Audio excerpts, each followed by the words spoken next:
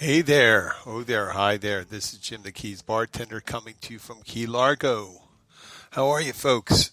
It is a rainy Wednesday and I am getting ready for work. I'm just turning off the music there.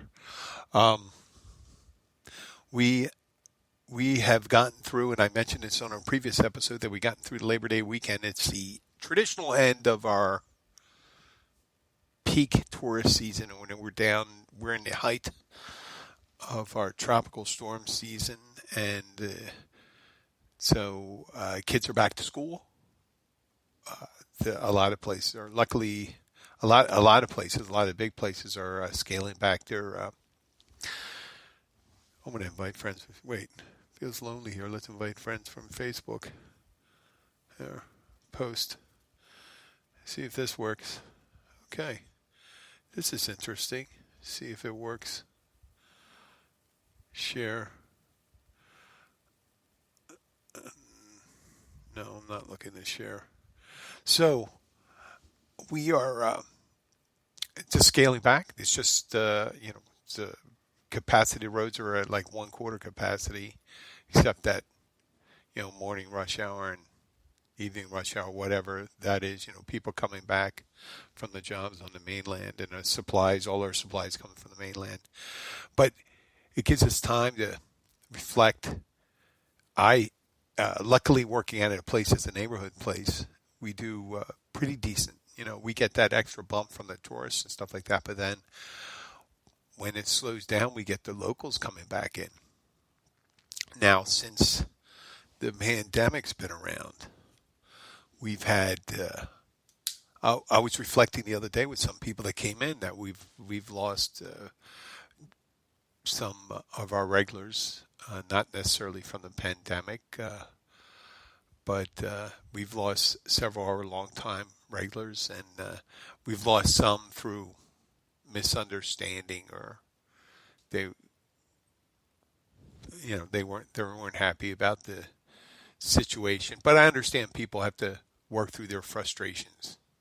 It's a lot of big changes happened this year, and people are a little sensitive. And you still have the workers, I guess, how the workers and owners and things like that, how they had to deal with the special precautions we had to take.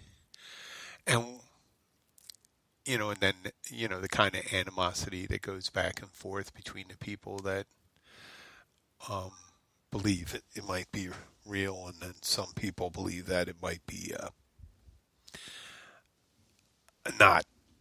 But we're not discussing that today. We're just talking about how great a time it is to come down here. Unfortunately, today the sun just started coming out, and it's 5:03. So that would have been. It was rainy most of the morning and early afternoon here. But you can get some really good deals down here in the Keys if you are one of those people thinking about making a visit. Now would be a good time to get a better deal on rentals, hotel rooms, more capacity at the restaurants, at some of the concessions. You got to be careful with some of these dive boats. Not not all of them go out every day, so you got to be. I wouldn't pre-buy tickets for a boat necessarily, because I've heard some stories about that. But um, I would definitely look into that. You get some good deals on almost everything down here. Plus, you don't have to wait hours to get down to the Keys. Yeah, there was one couple. They were coming north on was Monday afternoon and the Labor Day weekend, and that 100-mile trip took them 5.5 hours. Yep, that's a little under. That's what a little over, 16, 17 miles an hour. That's very slow. Very, very, very slow. But that's the way it is. The Keys. A lot of this, when you go down South here, there's a whole bunch of choke points in the Keys. When I say choke points, there's 2 lanes. One lane going north, one lane going south. When you head into Key Largo, you think, oh, well, it's smooth sailing. There's only when you go through Key Largo, there's only two traffic lights, one at mile marker 101.6 and one at 99.5, and then you go. But then you hit Tavernier and Isle Morada, and you have a little slowdown. But that's only when you're traveling at peak times, like early in the morning. Not so much now because the schools, not as much traffic going to schools, but that should be picking up soon. That was probably heading south right around the opening of schools. That was always a problem. But we are open, and the weather looks like it's going to be pretty good. You just got to keep your eye pasted to the tropical storm outlook, and there's a couple storms out there in the Atlantic that are turning.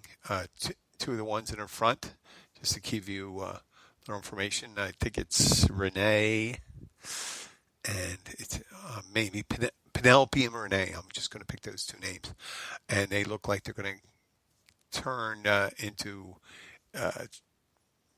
tropical storms, hurricanes, but they're going to turn away from the United States. And there's one coming, a tropical depression coming off the coast, the west coast of Africa, and we got to keep an eye out for that. That looks like it might turn into something, but that's not my purview.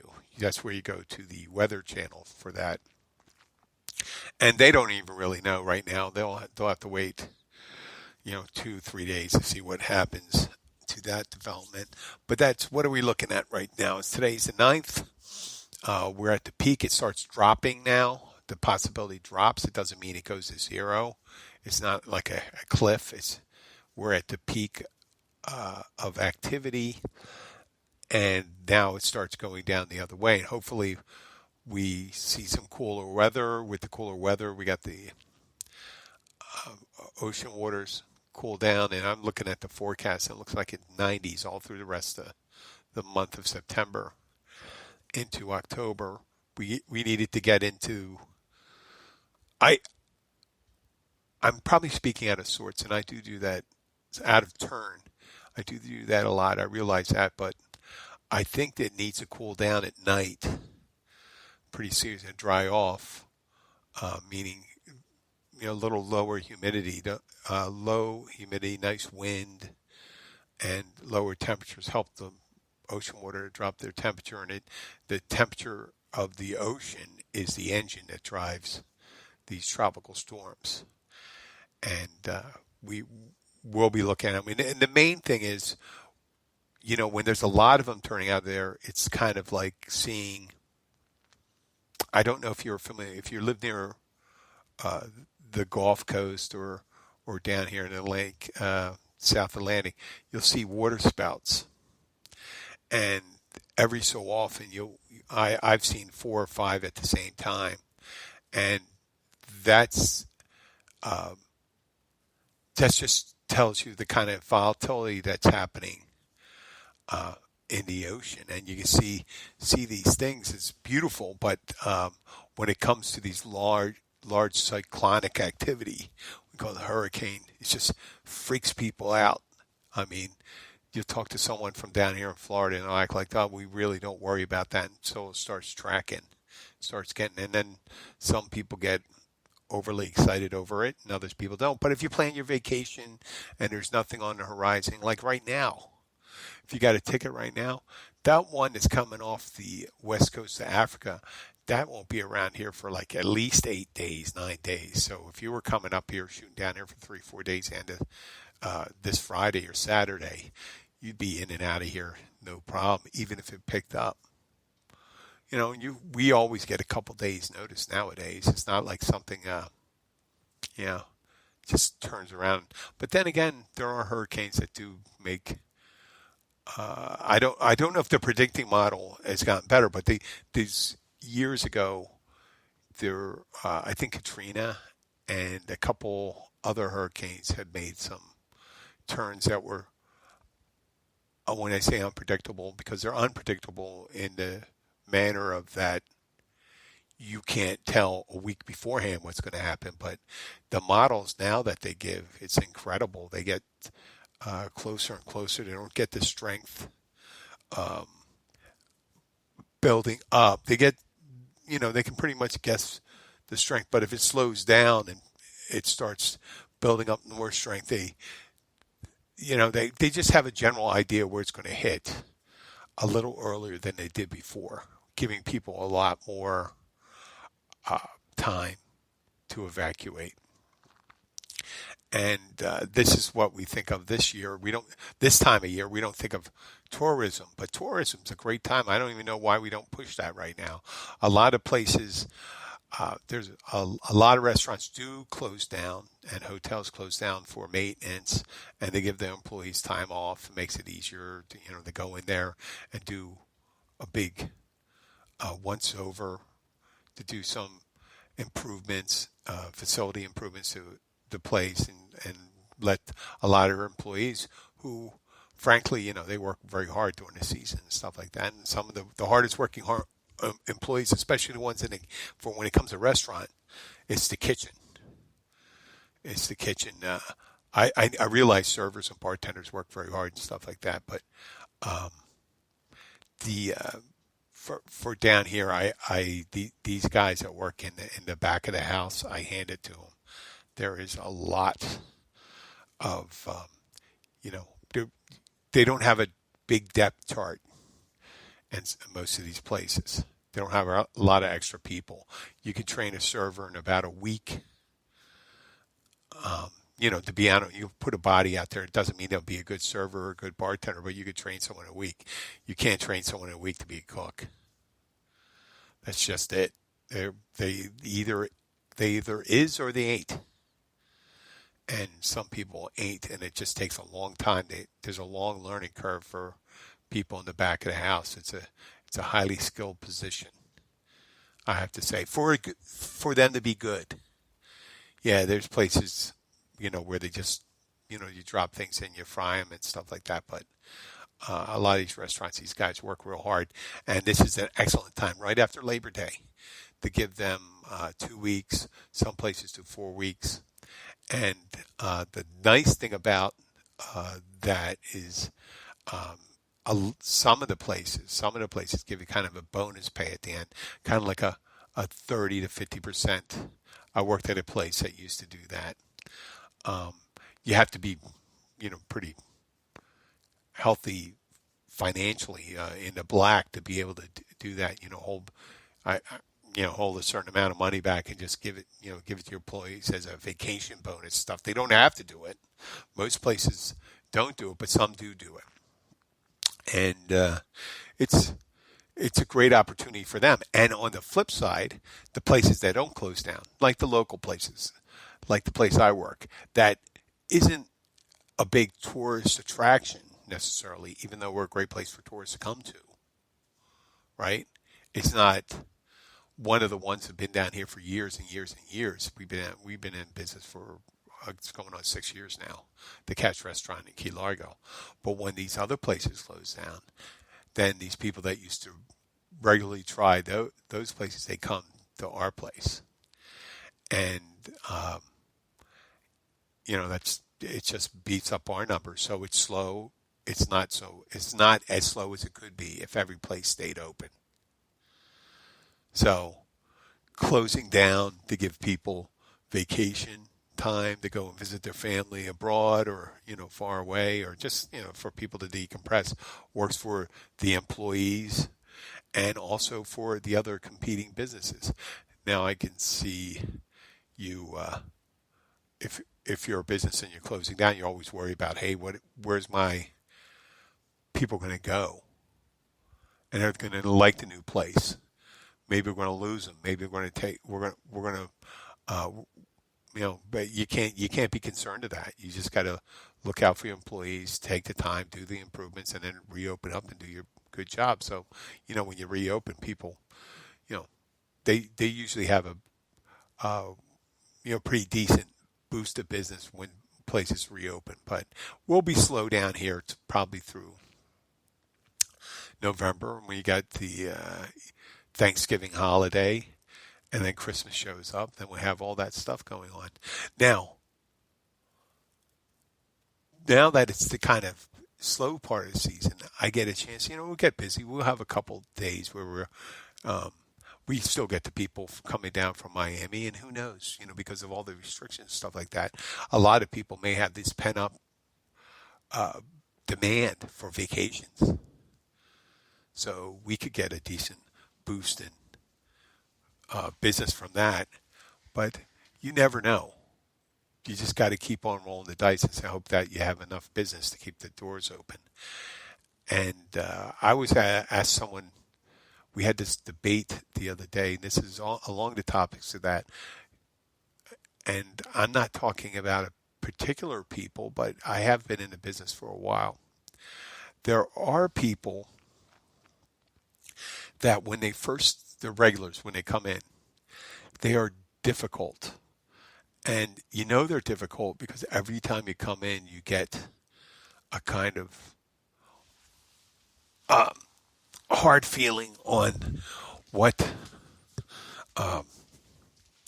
they might do or might say. They're difficult the way they order. They're very particular about the orders. They're very particular about how they want things done. And I'm starting to be reflective of it. So maybe it's just me not liking them. Maybe it's more my problem, not their problem. And it's as if I'm gaslighting myself. I'm doing the numbers like, I don't know. I've never asked somebody in particular. I did have one customer 4 or 5 years ago who was very difficult, and I told them that they were difficult, and because they tried to be abusive to me. And I guess if you are a regular listener, I'll take it for a certain amount of time. And I think this time it lasted about 23 seconds, 24 seconds. And I just couldn't take it anymore. So I had to respond by telling them that they were difficult. They were very difficult. I think I called them a pain in the ass, a ball buster. Nothing's ever too good enough for them. But I found out I wasn't, upon reflection, that I wasn't the only one to say something like that. And I know that's not that admitting to that is a problem. Admitting that I said that, because who wants to have someone that's going to speak their mind? But then again, who wants an automaton to be serving them? Someone is going to say whoever they want. I serve people. I don't necessarily care about their views, their political views, their lifestyle, but I treat them all the same. I try to do a really good job on how the quality of service that they get, the quality food, the level of drinks. I try to do that all the time. But there's some people that you just expect that there's going to be a moment, or they're going to find something that's going to bother them. They're going to find that one thing, and it happens. It happens, and it happened. This one person came in. I'm not going to give a time span to it because, God forbid, they're listeners and things like that. But they don't come in as often. They once told me, they had a discussion with me and stuff like that. And I don't know why. Why would you, if you got upset about someone's political views, why would you ask someone's political views? Don't ask the question, right? So this person did it, and they spouted the talking points of the group I disagree with, and I spouted my beliefs, which they might think is my talking points, but I like to call them the facts. And they were very upset with me, and then I didn't see them for a while, and then they came back, and they came in and their orders, we do everything by ticket, and normal orders for lunch are like 2 lines. Sometimes you have to do 3 lines for special items, sometimes 4 for a couple subs when you substitute something for something else, and maybe modify that. Outside is 5. Well, there were 2 ladies, and I modified lunch, so I needed a page and a half of an order sheet a check, and normally on a check I've been able to get 6 people's orders on it. On this check, I needed to have a page and a half because the woman ordered and her friend decided, I'll get the same thing, but I don't want this, blah, blah, blah, blah, blah. So we did all that, and it was fine. It came out looking beautiful, whatever way they ordered it. And it was a perfect time to do it. Not that they should always feel comfortable to say it, but, when it's really busy and you're very particular about your items, maybe that's not the best time for you to come in when it's really busy. Maybe you should come in really early or really late. But at the peak time, you should, I know in an ideal world, you should always get exactly what you want. I want what I want when I want it. But if you're constantly disappointed, maybe it's the amount of modifications you do and the amount of perfection you demand from the people that are servicing you. In this case, luckily, it wasn't me, but it is kind of me because I always kind of fall on it. So they found one thing wrong, and they wanted to have a discussion about it. And it wasn't a thing. They said, this isn't a deal breaker. And I'm going, okay.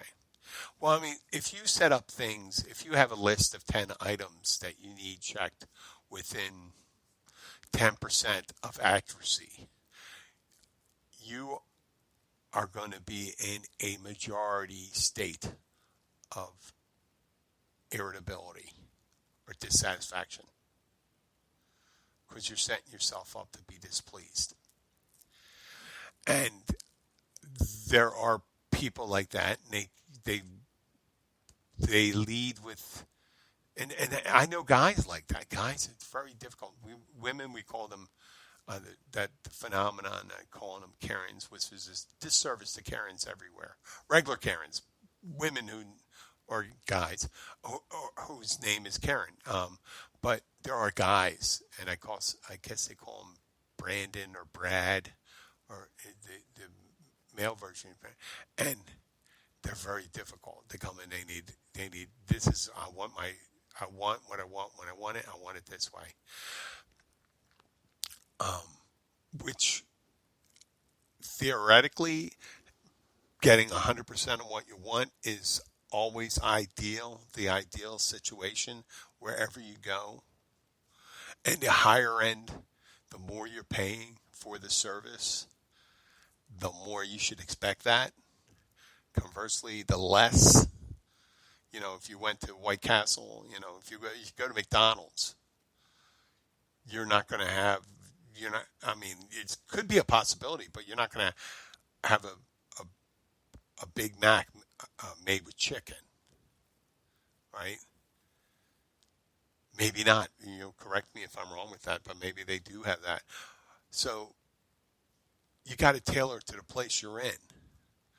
And if you're not paying a lot for a service, maybe you shouldn't be you should change your expectations, not for quality, but for the amount of, usually the more entry-level places with lower price, they do more volume than they do more volume quantity than they do the places that are higher end, which specialize on the higher end, meaning supreme cuts of meat, fish, and things like that prepared to perfection.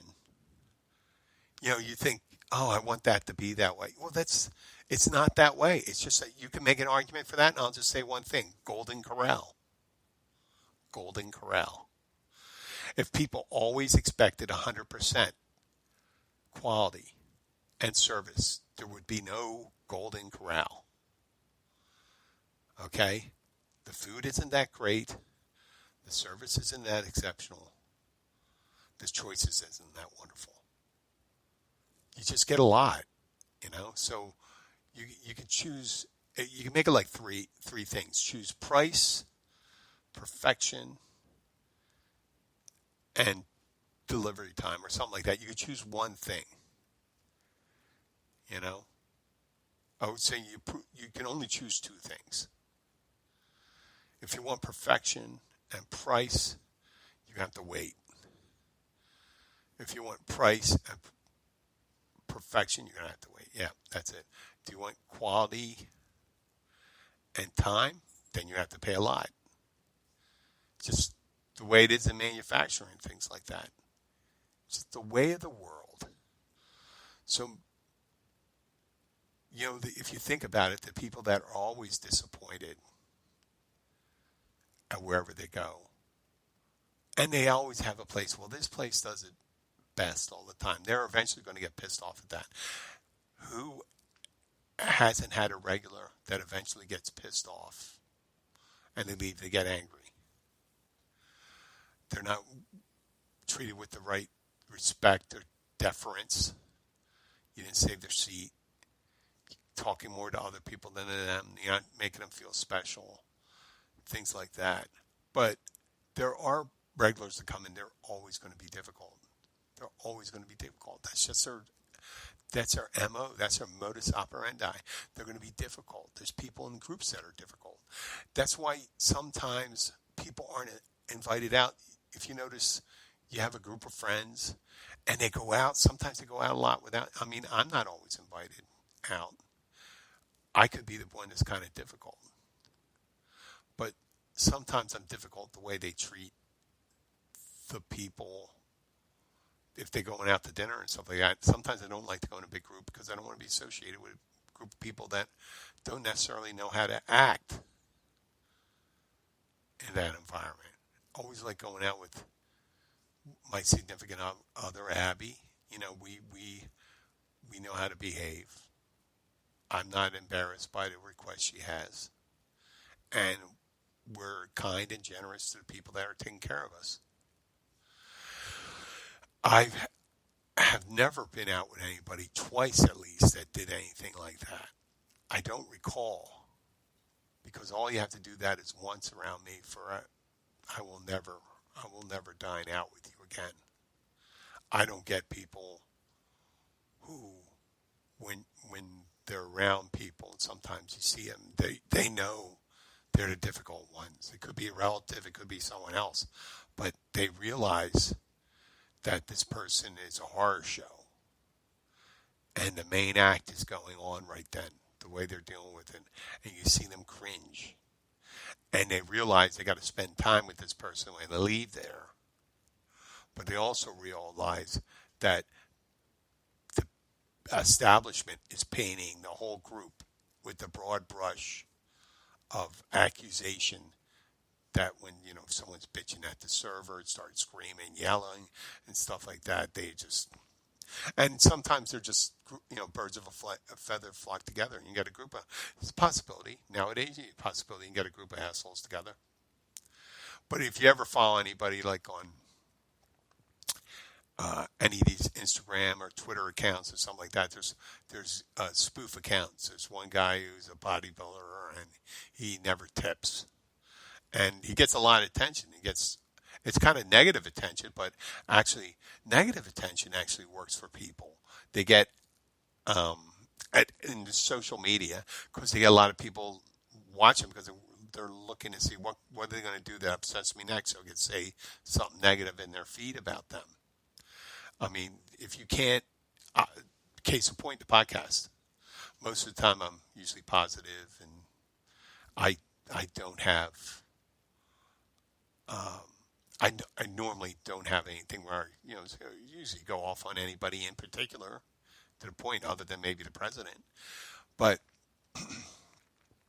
if I wanted to go and just bitch all day and just be called the bitchy bartender, talking about how it started out, how one of the first episodes they did is fucking blue cheese olives.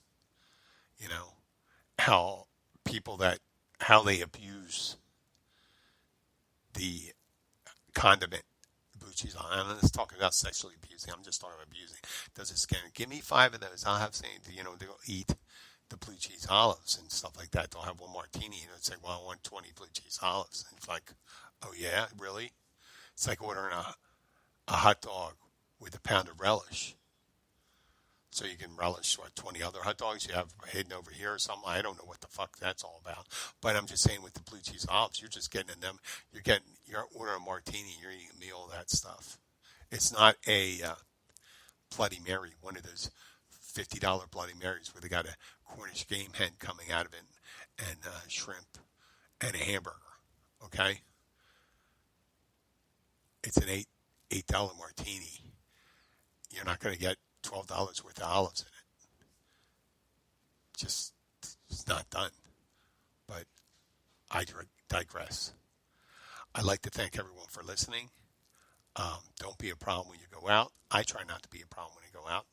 I don't think I've been a problem when I've been out. And it had to be pretty horrendous. The 2 or 3 times I've said something to people, it was pretty horrendous. I mean, I was at a Denny's one time. I reflect about it. It was over 33 years ago. I was 24 years old. And I was looking at my platter sitting under the heat lamp for 10, 12 minutes. And my fiance at the time had her food. And then finally they brought it over and everything. It was under a heat lamp, too. I don't understand that. But everything was congealed and cold. And I said, well, I was looking at the plate the whole time. It was sitting there. Just a minute or two after you served my fiance, and I said, well, we'll pay for her food. I'm going. And that was the only time I did something like that. And I'm sorry if that server had a bad day and things like that. But, when someone's eating and there's an empty plate in front of them, that should be the thing, the thing that shows you that, we better check on the food. But that was it. And I do apologize to the universe for that and that particular person. If they had a bad day, I'm sorry. But there are circumstances, right? There are circumstances. Well, this is Jim the Keys bartender. I'd like to thank you for listening. And I will be back tomorrow. I think we're doing a 6 o'clock show with Steve, and it'll be live too. I'll talk to you later. Bye. Oh, and listen to us follow us on Facebook, Twitter, and Instagram. Bye.